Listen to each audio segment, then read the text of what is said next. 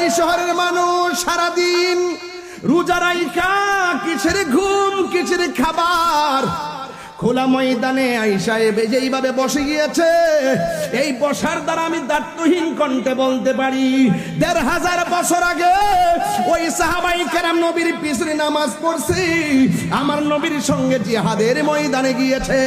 আরে ১৫০০ বছর আগে সাহাবায়ে কেরাম নবীকে দেইকা দেইকা ভালোবাসা রক্ত দিয়েছে, আর ১৫০০ বছর পরে আমরা কেউ রাসূলুল্লাহকে দেখি নাই।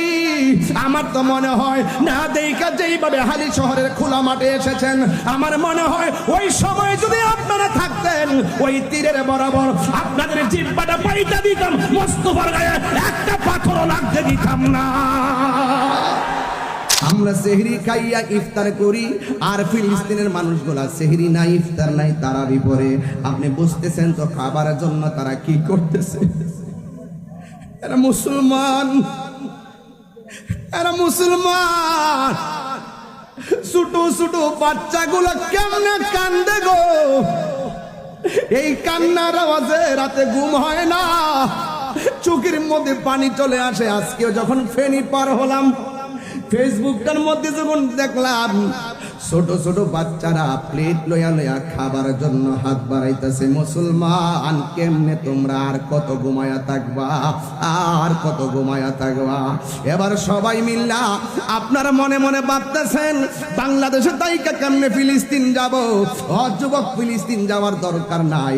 আমি চ্যালেঞ্জ করে বলতে পারি, এই রমজান মাসে যদি কেউ ঘরের মধ্যে বৈশা তাহাজ্জুদের নামাজটা পইরা পইরা আমার আল্লাহর কাছে ফিলিস্তিনবাসীর জন্য দোয়া করো, আর আল্লাহকে যদি আমরা এইভাবে বলি, আল্লাহ ও আল্লাহ গো, তোমার খানে কাবা যেমনে ধ্বংস করতে আসছিল আব্রাহার বাদশা, হুস্তি বাহিনী যখন নিয়ে আইছিল, তখন কিন্তু ওই কাবা ঘরে চত্বরে যেই মুসলমানরা ছিল, যেই মানুষগুলা ছিল, তারা আল্লাহর কাছে দোয়া করছিল, আল্লাহ আপনার ঘর আপনি রক্ষা করেন।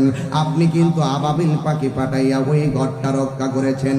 আমার তো মনে হয় এই চট্টগ্রামের মানুষ তাহাজ্জুদের নামাজ পড়িয়া যদি আমার আল্লাহরে ডাক দিয়া কোন আল্লাহ,